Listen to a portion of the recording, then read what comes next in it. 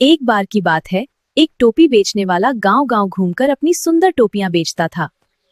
वह हर गांव में बच्चों और बड़ों को रंग-बिरंगी टोपियां दिखाता और बेचता था।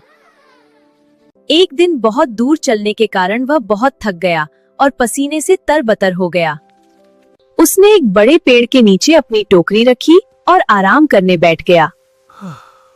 थोड़ी देर में उसकी आंखें बंद होने लगीं और वह सो गया।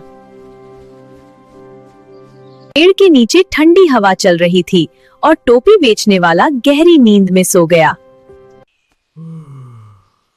लेकिन उस पेड़ पर कुछ शरारती बंदर बैठे थे।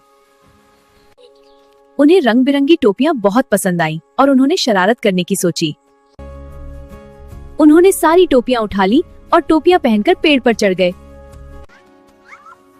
कुछ बंदर तो नाचने और कूदने भी लगे। नीचे टोपी बेचने वाला गहरी नींद में सोता रहा। उसे बिल्कुल पता नहीं था कि उसकी टोपियां चोरी हो गई हैं। थोड़ी देर बाद टोपी बेचने वाला जाग गया। उसने देखा कि उसकी टोकरी खाली है। वह बहुत घबरा गया। उसने ऊपर देखा तो बंदर उसकी टोपियां पहने हुए थे। टोपी बेचने वाला सोचने लगा कि अब क्या करूं। तभी उसके दिमाग में एक बहुत अच्छा आइडिया आया। उसने अपनी टोपी पकड़ी और बंदरों की तरफ देखा। बंदरों ने भी उसकी नकल की और अपनी अपनी टोपियां पकड़ी। ठीक है, ये बंदर मेरी नकल कर रहे हैं। टोपी बेचने वाला मुस्कुराया और अगली चाल सोचने लगा। उसने अचानक अपनी टोपी जमीन पर फेंक दी। बंदरों ने भी उसकी नकल की और टोपियां नीचे फेंक दी। टोपी बेचने वाला और जल्दी से सारी टोपियां इकट्ठी करने लगा।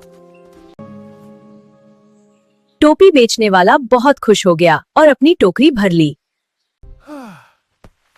बंदर उदास होकर उसे देखते रह गए। टोपी बेचने वाला मुस्कुराते हुए गांव से आगे बढ़ गया। उसे अपनी समझदारी पर बहुत गर्व था।